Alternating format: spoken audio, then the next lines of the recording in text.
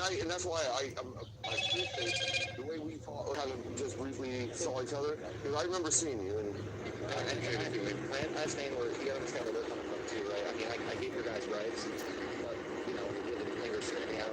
I didn't do it. I know. I got 41 seconds into my speech, and I got kicked out, man. I didn't do consider my comments thing. Wait, you were fine. He did. Within 3 seconds, the guy cut the ball. Yeah. I think you got to remember too that people are. It's like if you well, I wouldn't say sensitive, but like saying you had a bad encounter, right? Like we were half friends, right? We had a stout, right?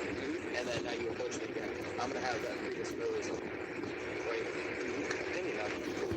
My question for that would be, why is it that they have to speak for us instead of saying, what is it that we can do to quell this, stop this in a peaceful manner? What is it that he wants? What is it that we want? Stop it.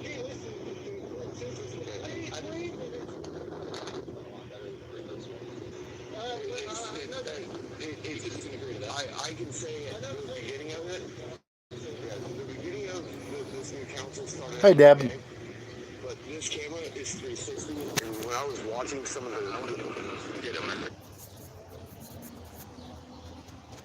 sitting at my desk, I began to ponder on the 30 years since Maggie and I were married. I'm reminiscing about our honeymoon and all the amazing moments in my life. Remembering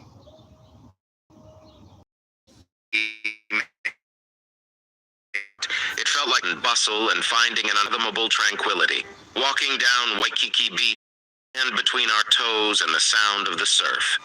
Secrets are whispered. We were surrounded by splendor. The air was filled with the pleasant aroma of blooming flowers, a constant reminder of the love and tranquility that surrounded us. But it wasn't just the breathtaking scenery that made our honeymoon unforgettable. It was the times that we shared, exploring love routine. Maggie, on the other hand, had been extraordinarily loving, desiring intimacy virtually every night and rekindling areas of our relationship that had been neglected for years. I imagined her feelings were for anything more than rekindling our marriage. I arranged a surprise romantic evening and left work early with a smile. I received 24 roses, her favorite wine, and chocolate-covered cherries. Tonight, I'll surprise her with a 7-night cruise to celebrate our enduring love. I entered the house through the garage and headed up the kitchen steps instead of seeing my wife, Maggie. Our 29-year-old daughter, Brandy, sat at the table. I smiled, kissed her forehead, and said, "Hey, baby, where's your mother?" 2 weeks ago, Brandy spoke with her mother. "Mom, I'm unsure about this. I adore my father, and I'm frightened that if I go along with it, I'll damage him. Brandy, Dad loves you and will understand. You've stated that you need something greater than what you've had before. Dad isn't growing any younger. I'm confident he'll understand your requirements and allow you to have this one time. Pleasure. Mom, I can't face Dad and tell him I'm going on a date with another man. I simply can't do it. And allow me to do it. Alexander will be waiting for you at the restaurant at 7 p.m., and you will be ready to go by 6. When Dad gets home, I'll explain everything to him, and you'll receive the experience you want. Honey, I consented to this date, but I have reservations. This feels wrong, and I should not leave. How will I be able to look your father in the eyes for the next 2 weeks now that I've accepted to go on a date with another man? So I propose you don't tell him anything. Show him how much you adore him during these 2 weeks. Let him know he doesn't need to worry. And once I explain everything, he will understand. It is not about love, simply new friendships and a little fun. Reach out to him, rock his world. And when I explain the circumstances that evening, he will gladly welcome you back. Dad adores you and is willing to do anything for you. He always provided you exactly what you desired. Is he showing his affection for you? Probably, yes. Maybe you are right. It's only one date, and this does not imply that I am abandoning your father for another man. A fun night out 30 years later should be no problem. Every night until date night, I will show your dad how amazing he is and how much I adore him. And when I go back, I'll attempt to make him the happiest man on the planet. Mom, please make him feel loved and appreciated. He is a terrific person that will provide you with an unforgettable encounter. Now I need to get home and prepare dinner for Mike. Thank you, baby, and say hello to Mike. When will you two give us grandchildren? Soon. We've already discussed it and hope to begin working on it in a few months, Brandy remarked before leaving. Maggie found herself alone in the art studio Jason had built for her behind their house, contemplating his latest project. She has recently struggled with creativity, tormented by thoughts of being with another man. However, Brandy's counsel resonated in her head, and her brushes began to dance on the canvas, bringing brilliant colors and evocative landscapes to life. Maggie sat alone, confident that she was doing everything correctly, allowing calm to wash over her guilty feelings. Jason may be upset at first, but I believe I can show him how much I adore him and how wonderful he has been as a husband and parent. I will be the best wife and show my love for him. Maggie dressed in his favorite baby doll nightgown after taking a shower, groomed her hair and applied makeup, and greeted Jason as he got home. Maggie, dressed in a nightgown and heels, led him to the bedroom and undressed him, startling him with a long overdue display of enthusiasm. She satisfied him behind the belt. His smile made her feel warm and happy, making her question why she hadn't done it sooner. Jason, this was the finest. Welcome return after a long absence. What is the occasion, honey? I simply wanted to express how amazing you are and how much I love you. Did you enjoy it? I did. It has been so long that I have forgotten how much I miss it. I felt happy as I drew him onto the bed, and we exchanged passionate kisses for several minutes. It was the most fulfilling intimacy they'd had in years, prompting Maggie to reevaluate her rendezvous with Alexander in the coming weeks. Their intimacy reached new heights, and Jason became a happier man, smiling, joking, and exhibiting affection as usual. Maggie felt pleased than she had in a long time, and she began to reconsider her date night plans. She even talked about the favorable improvements with Brandy, wondering if she still wanted the scheduled experience. Mom, this is amazing, but don't cancel just yet. Let's see what happens in the next 2 weeks. Simply enjoy each other and see where it leads. There's no reason to cancel just yet. We will review in 2 weeks, and you can always cancel at the last minute. I am confident Alexander will understand. Remember that this opportunity may not come again. All right, maybe you are right. Remind me of Alexander's position. I understand he's your friend's father, but tell me more about him. Sure thing, Mom. When his wife Mary was diagnosed with an inoperable brain tumor, he took time off work to be by her side until she died. She was the love of his life, and when she died, he was lost. He got depressed and avoided everything but work. When Mary and I advised he begin dating, he admitted, he didn't know how to interact with anyone else. Listening to him brought me to tears, and I realized I might have a solution for both of you. Brandy went on to tell her mother about Alexander's strong admiration for her and his desire for intimacy. She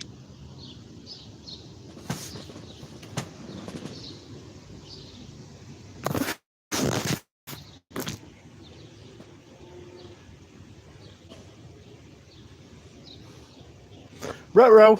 Hold on. Stand by.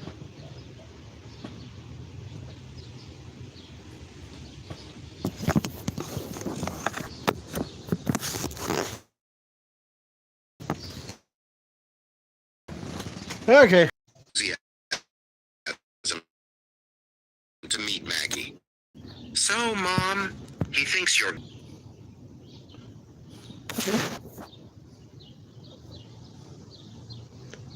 Hold on, buffering. Stand by.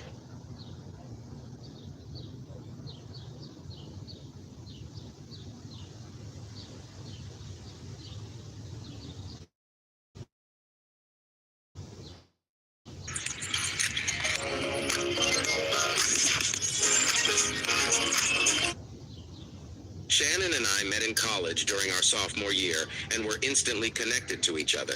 She had thick brown hair and blue eyes, a lovely face, and a slim, flexible frame with long legs and medium breasts. In one word, she was ideal, at least for me. But her personality was what truly drew me in. She was intelligent, cheerful, and hilarious. I could converse with her for hours about anything and anything. We were great friends, and after 3 months together, Shannon gave herself to me in the backseat of my car, parked behind the city baseball stadium. It was the happiest moment of my life. Everything seemed sloppy and awkward. When our bodies finally met, she cried, but not from agony, as she informed me, but rather from happiness. I'll never forget what she said when I took her for the first time. "Stu, we did it.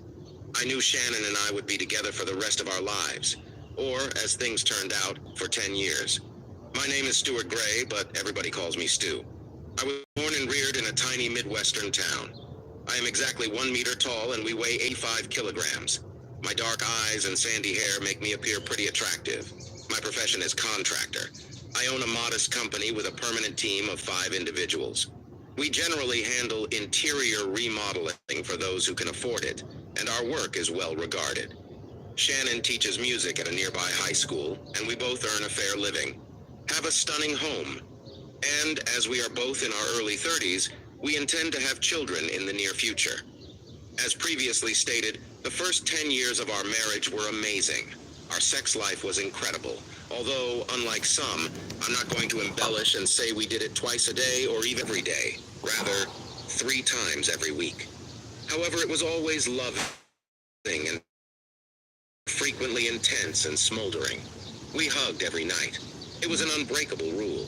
And every morning, waking up next to Shannon, I was struck by how beautiful she was and how fortunate I was to have her as my wife.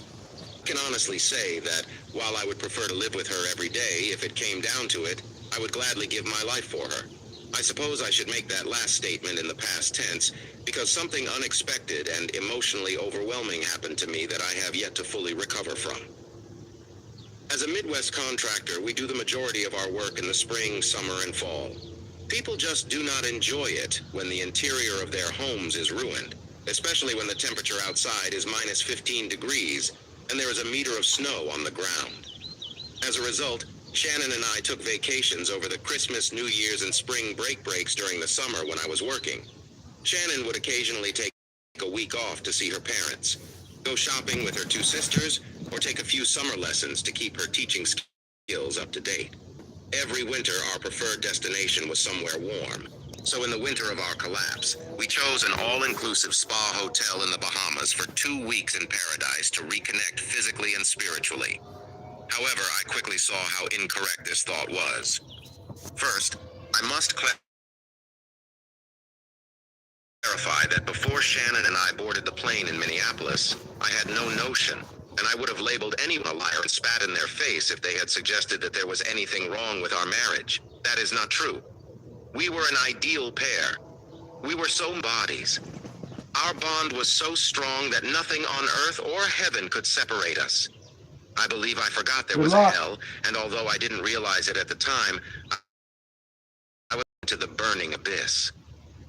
My first inkling that something was wrong occurred when I checked into Minneapolis-St. Paul International Airport. The line was long, with many people hoping to escape the harsh cold for tropical warmth. And while Shannon and I waited in line to go through the scanners, I saw a man next to us gazing at her. This was not rare. My wife is a beautiful woman, and men regularly give her lascivious looks. But here it appeared different, as if he was attempting to capture her attention.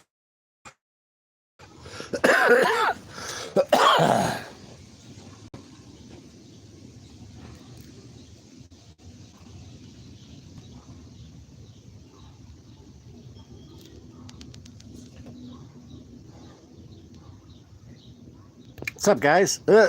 Apparently we're having some... Hold on. While on the 7th Circuit, Judge crap. Oliver Garland was known for his steadfast fairness. Okay, well, anyway. Apparently we're having some issues. We can't finish the first one. So how's everybody doing?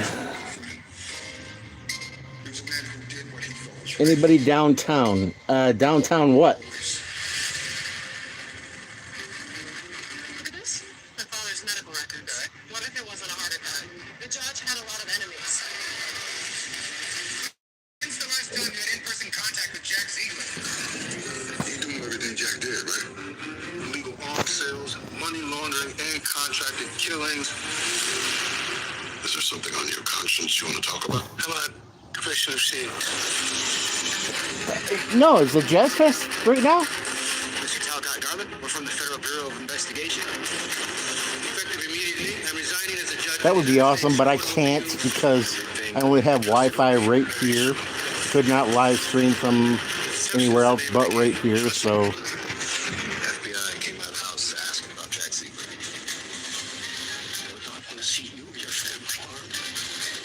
Don't you want to know what really happened there? Let me talk to town. They're not from the FBI.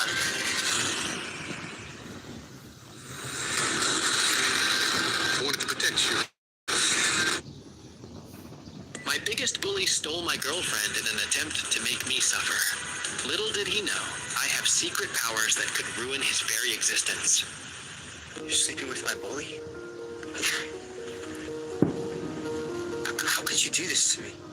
What did you think? Why would I date a loser like you? You don't even have ability. My ability's level 5, bro. I could actually go downtown and get some static videos if you want. What are you gonna do about it? But last time I did that, I got arrested for computer trespass because I filmed a cop car from public sidewalk. So Like superheroes in my school. Unlike others, I was absolutely useless and powerless. And I guess that is the reason even my girlfriend chose to leave me and sleep with my bully. Level 1 piece of crap. Hello, Moto. uh-oh. All right, let's see who this is. Hello. Hey James, how you doing? Good. How are you? It's Gina, G-Bribe. Oh, hold on. I'm live streaming. Let me shut that down. Let me shut it down. Hold on.